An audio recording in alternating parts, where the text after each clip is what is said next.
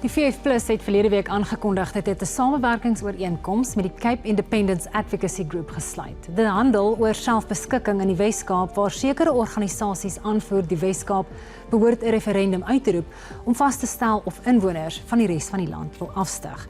Ek verwelkom nou die politieke ontleder en kommentator Professor Piet Kroukamp, Dr. Wynand Bossel van die VF+ en Phil Craig van die Cape Independence Advocacy Group. Wynand, so waarom het julle besluit om saam met die Cape Independence Advocacy Group te werk? Kyk, die Vryheidsfront is gestig rondom die beginsel van selfbeskikking en dit gaan baie weier as bloot 'n onafhanklikheid van die Wes-Kaap of wat ook al. Dit is 'n beginsel. Ek wil nou eintlik sê as jy na Suid-Afrika as 'n ryk kyk, dan sê ons hy moet minder Babylon-agtig wees en meer Persië-agtig. As jy na die Bybel kyk, in Babylon het hulle die enkele kultuur op almal afgedwing. Die Perse het eintlik elke volk binne die ryk toegelaat om sy eie kultuur te beoefen. So ons reken Suid-Afrika as 'n staat wat bestaan uit 'n veeltal van kultuurgroepe, belangegroepe moet meer Persië-agtig wees. So ek niks bedoel met die Iranse oorlog op die oomblik met betrekking daartoe nie. En in daai opsig het die Cape Independence Advocacy Group het 'n baie sterk intellektuele basis en dit verryk ons die hele verskynsel van idee-sentrums, think tanks in Engels, wat nie 'n baie goed gevestigde ding in Suid-Afrika is nie, is iets wat ons eintlik verwelkom en baie sterk oor voel. Also, you're also the leader of the referendum party. I guess the question would be, if there was, massive support for you, your party, and what you stand for, would it be necessary then to merge with the Freedom Front Plus? Yeah, so I think we have to separate. So, I mean, I think Wynand put it very well. So think of Cape Independence as the exercising of self-determination in the Western Cape. Ultimately, our view is this: that the unitary state is a disaster. It hasn't worked since 1910. Ultimately, we've got this really diverse country, diverse cultures, diverse languages. We come from different traditions.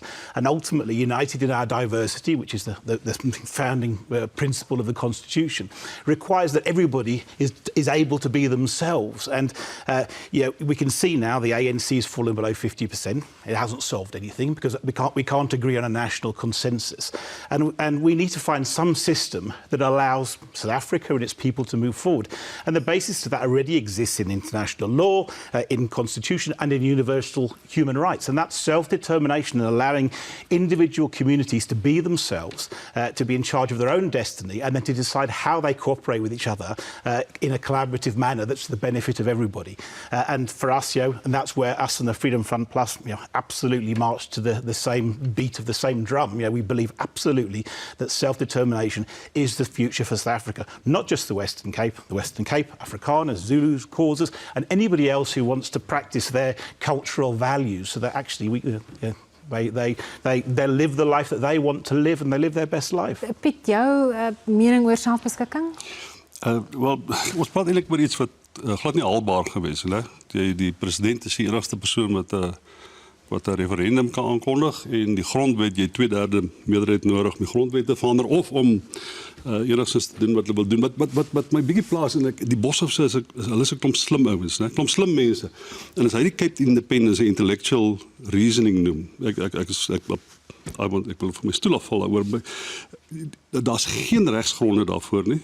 Dis nie net onwaarskynlik dat dit kan gebeur nie, dis onmoontlik dat dit kan gebeur.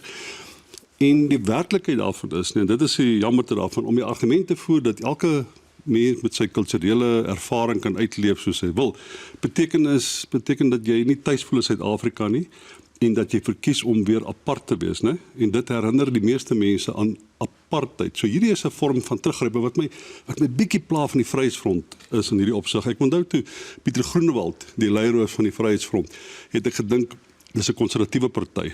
En wêreldwyd is daar konservatiewe partye. En die ANC aanvaar omtrent alle wit mense is konservatief. So daar's groot verdraagsaamheid teens konservatief wees in Suid-Afrika. En hierdie verskynsel is om die konservatiewe party wat ek dink die Vryheidsfront wel moet wees, te skuif na 'n regse separatistiese party. En ideologies is dit 'n doelbewuste poging om homself te vervreem. Afrikaners waarskynlik in hierdie geval en mense wat wit mense is, want hy's nie 'n Afrikaner nie. Hulle probeer wit mense op een of ander manier vervreem van die groter Suid-Afrika. En dis my so blerrie sad dat ons in hierdie moderne tye waarin ons leef na 40 jaar 35 jaar nog steeds daai gesprek moet voer. Wynand, jou reaksie daarop?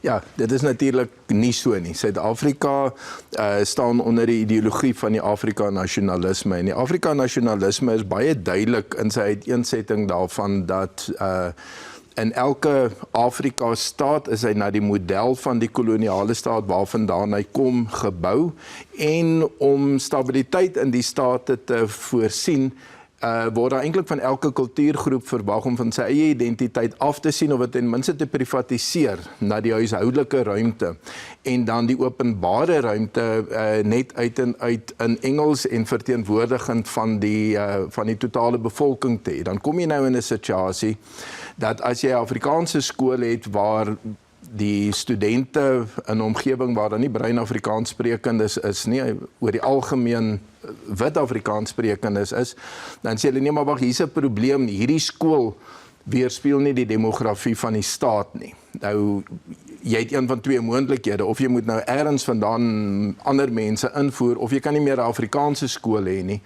En dit is wanneer 'n mens in die probleem inkom wat die staat dan probeer regstel met iets soos die Bella-wet wat hulle die reg gee om in te meng in wat 'n gemeenskap doen in die uitdrukking van sy kulturele regte.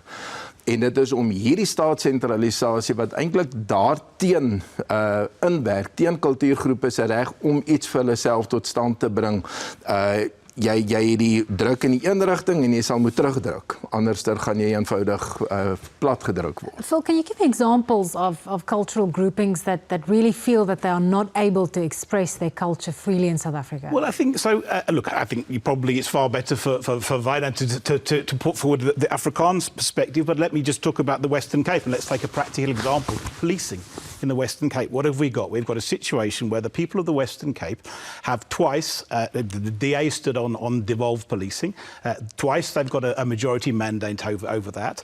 We know that we've got a chronic crime problem in the Cape. We've currently got the army on the streets. The Premier and the Parliament have expressed a desire to take control of policing in the Western Cape, and the national government has just said no, no, no, no, no. Now there's an example of a community who's voted for something, who has a real problem they need to solve. They want to stop being killed and murdered, and actually they've been denied by a national government who's using a mandate they've acquired as a national mandate to override the will of the people of the Western Cape. Now, self-determination, and I disagree strongly with Pete that it's unrealistic. It's there. It's in the Constitution. 235 isn't the source of the right of self-determination. It's a just Kogan's right of international that all states are required to support and not deny and to encourage. So self-determination is a practical solution, and the Constitutional Court in the certification of 235 made it clear that it wasn't subject to the democratic majority in Parliament. It's a right that stands, is captured in the Constitution.